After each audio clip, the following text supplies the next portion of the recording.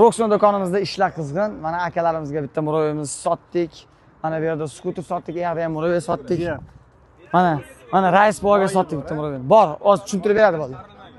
Mana akalarimizga ham bu muroyimizni sotdik. Roxonda 12,5 million so'mlik chegirmadagi muroylarimizdan bor, hozircha bemalol kelishlaringiz mumkin. Naqd pul deysizlarmi, muddatiy to'lov deysizlarmi, qilib bera olamiz. 12 milyon 500 milyon O'zbekiston odam oyoq yetgan joyga to'g'ri beramiz. 12 milyon 300 ming o'zlari. 8 ta sovg'asi, hamma narsasi ichida. Nima deysiz, Raisbon? Narxlari ma'qul bo'lyaptimi? Ma'qul. Bu original muroy. Yoqdimi o'z muroyning sifatini ko'rdingizmi?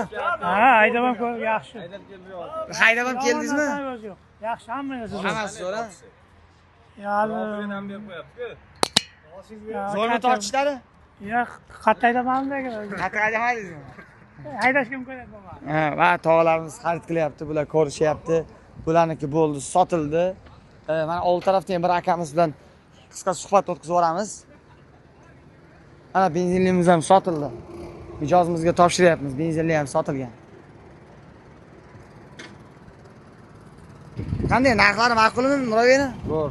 Qanaqa to'lovga oldingiz? Kredit. Muddatli to'lov. Kredit emas, bizda muddatli halol narsa. Narxlari yoqdimi sizga? Zo'r. Hamma narsasi yoqdi, xodimlarning muomalasi. Zo'r. Hammasini mijozlarga nima deb qolasizmi? Nima deb taklif berib qolasiz mijozlarga? Nima deb? Kesinmi, olsinmi? Bersin, olsin. Adashib qolmasin, ha? Adashmay. Yaxshisini olsin, ha? Ko'rsatib beradigan farqlar. Ha, olib ketganman, yana olib ketyapman. Akamiz oldin ham olib ketgan, yana olib ketishyapti. Mijozlarga kesin, ha shaqa, adashmasin kesin. Mana bu yerda mana Shoki balon Coco City modelimiz ham mana mijozlarimizga sotildi.